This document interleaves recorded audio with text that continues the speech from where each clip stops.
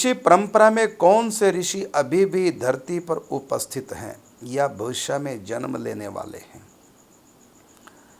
देखिए, ऋषियों का लोक है सप्तऋषि मंडल, तपोलोक, जनलोक और महरलोक। और कुछ ऋषि मुनि समय समय पर पृथ्वी पर आते हैं, यहाँ संतों से मिलते हैं। और कुछ एक तो आजकल आए हुए हैं, कलाप नाम की जगह है, बद्रीनाथ से आगे गुफा में, बर्फ़ की गुफा में रह रहे हैं। उनके शरीर किसी को दिखाई नहीं देते जब तक वो नहीं चाहेंगे, तब तक कोई उनको देख नहीं पाएगा। उनकी पूरी बस्तियाँ हैं और खूब भीड़ है। कोई 10,000 साल की आयु, किसी की 50,000 की, किसी की लाख साल की आयु। कोई सतयुग का है, कोई त्रेता युग का है, कोई द्वापर युग का, कोई कलयुग के प्रारंभ काल के संत अब भी हैं। और यहाँ आते हैं, संतों से मिलते हैं जो देहधारी संत हैं, और उनकी बैठकें भी होती हैं। बताया जाता है कि अमुक तिथि को अमुक तीर्थ में सब संत इकट्ठे हो, अमुक संत के पास। तो जो देहधारी संत हैं तो कई बार उनके पास आते हैं सारी बैठक, लेकिन वो एक कमरे में हजारों आ जाते हैं। कमरा छोटा सा, भले संत की कुटिया छोटी सी, उसी कुटिया में हजारों आ जाएंगे। और उसमें पंचायत होती है, बैठ के चर्चा करते हैं, लेकिन किसी को दिखाई नहीं देंगे। एक संत दिखाई देगा जो देहधारी है, वो भी आराम शांति से बैठा हुआ है ना। भीतर से बातें होती हैं, सब पंचायतें होती हैं, सभा लगती है। और ये आज भी वर्तमान की बात कर रहा हूँ मैं। आपने पूछा ना कि ऋषि परंपरा में कौन से ऋषि अभी भी धरती पर उपस्थित हैं या भविष्य में जन्म लेने वाले हैं। हाँ, ये जन्म भी लेते हैं कई बार गुप्त रूप से, लेकिन कोई पहचान नहीं पाएगा। जब तक संत जनाएंगे नहीं तब तक कोई इनको जान नहीं सकता।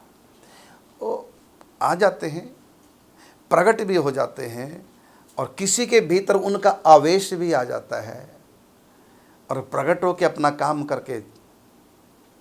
भाई जी के पास कितने संत आते थे, अपने पंडित जी के पास कितने संत आते थे, दिव्य।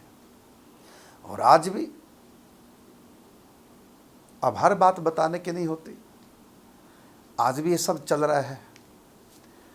और अपना नहीं बताएंगे वैसे तो, अपने गोवर्धन आश्रम में हमारे एक संत आते हैं,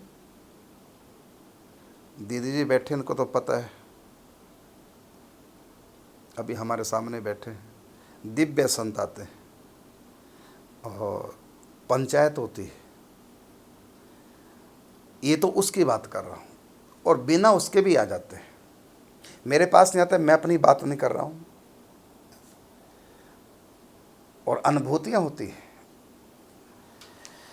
तो एक संत है, कभी कभी वो मीटिंग आश्रम में होती है दिव्य संतों की गोवर्धन में, फिर उस समय वो आ जाते हैं संत, और उस समय होता है सब खेल लीला ठाकुर जी की। और गिरिराज में नहीं, और भी कितने तीर्थों में, वृंदावन में भी होती है ना। अक्सर देखा वृंदावन में जमुना किनारे।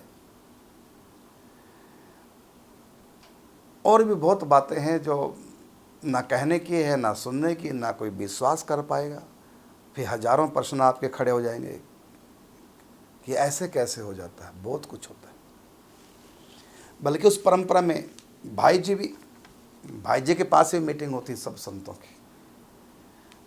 और यहाँ तक की है कि कई बार होता है कि संत का शरीर यही है, और सूक्ष्म देह से माने ये मीटिंग दूसरे लोकों में भी हो जाती है, जनलोक में, तपलोक में, महरलोक में, और हिमालय में भी। कितने ऐसे संत हैं, हजारों हजारों साल पुराने, आज भी हैं। अपने लाड़ी जी हैं, माशे है, और महाअवतार बाबा जी, और बड़ा उनका विचित्र खेल है। अरे पूरी बस्ती है। और यहाँ के कितने संत, कई बार होता है वो बुला लेते अपने पास। इन आंखों से कोई उनको देख नहीं सकता। यहाँ के जो देहधारी पंच तत्वों के सिर में आजकल जो संत, उनको भी अपने पास वहाँ बुला लेते। और कितनी बार कैलाश पर्वत पे ये सब जनसभा लगती है।